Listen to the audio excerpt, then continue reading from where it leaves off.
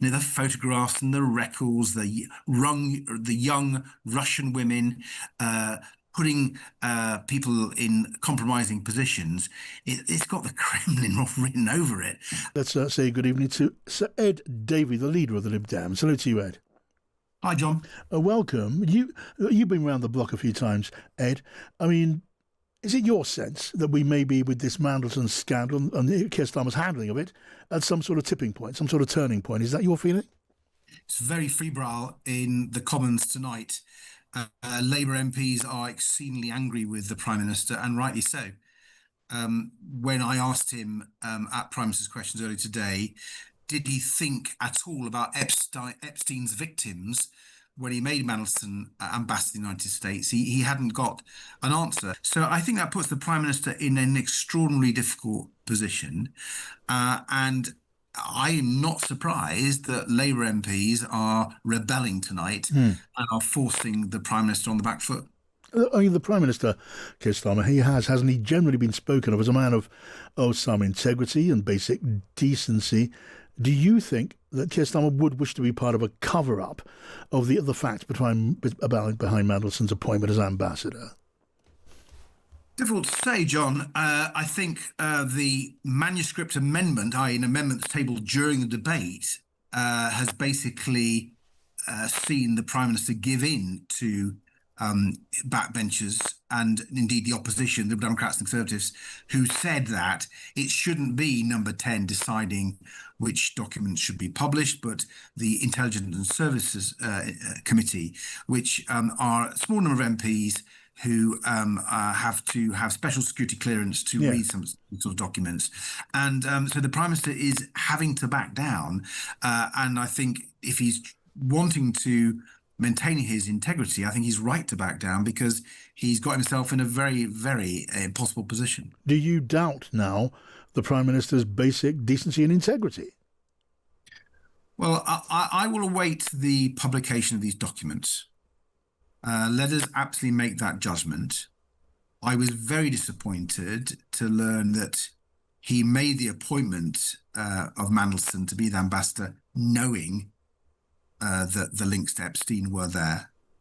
And that does raise serious questions about his judgment. There's no doubt about that. Yeah.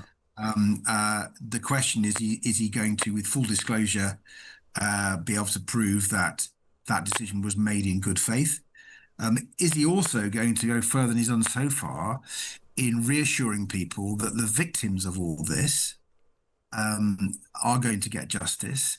Is he going to reassure people that the national security issues raised by this, which are very profound, are going to be looked into? That is the reason why I reiterated our call for a public inquiry. Yes. Once the police investigation's gone through, we've got to make sure that the criminal investigation isn't encumbered in any way. But this is so serious that I think it does merit a public inquiry once the police have complete their investigation. And the Prime Minister is saying that the true and full nature of Mandelson's relationship with Jeffrey Epstein was not known, and Mandelson himself lied and lied again about that. I mean, nobody anticipated those shocking emails containing those leaks, did they? And what do you say to that? Well, I assume they didn't, but that's why it's very important that Parliament tonight has forced the Prime Minister to disclose in a way that disclose the documents that he saw in making the decision to appoint Mandelson. Well, he said he's going to do that. He said that's going to happen. Yeah, originally, he said that, but originally he was giving him lots of exemptions and ways out of full disclosure, and Parliament has forced him to backtrack on that and to allow those decisions to be taken by MPs on the ISC. So the Prime Minister had to back down. But I also am seriously concerned that we're not seeing enough from number 10 about the national security aspects of this. I raised the point after making the issue about victims, my first one. I raised the point that there's a lot of talk now, a lot of chatter that Epstein may have been spying for Vladimir Putin. You raised the subject, which was raised yesterday by the Prime Minister of Poland, the possibility that Epstein was working in cahoots with Russia, with the KGB, as the intelligence service of Russia was formerly called, in setting up these so-called honey trap, as he described them. And you're saying that is serious enough to warrant close investigation by the British government and intelligence service too. 100%. I mean, that's why I raised it with the Prime Minister. He had no answer, but I'm going to keep pursuing it.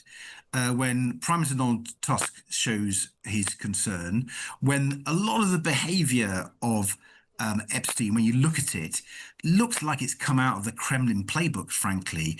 You know, the photographs and the records, the young Russian women, putting people in compromising positions.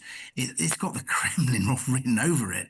And now, the files that we've seen so far, they do lots of mentions of Vladimir Putin, lots of references to Moscow. Whether it confirms that Epstein was a Russian spy, I don't know yet, but we must get to the bottom of that. I mean, this was an evil man who was in life for himself and has behaved in the most appalling ways. And if it meant that Peter Mandelson, when he was the Deputy Prime Minister, was leaking state secrets, not just undermining our economic well-being during that financial meltdown, during the financial crisis, but was also leaking material to what turned out to be a Russian agent. I mean, this really puts it at another level.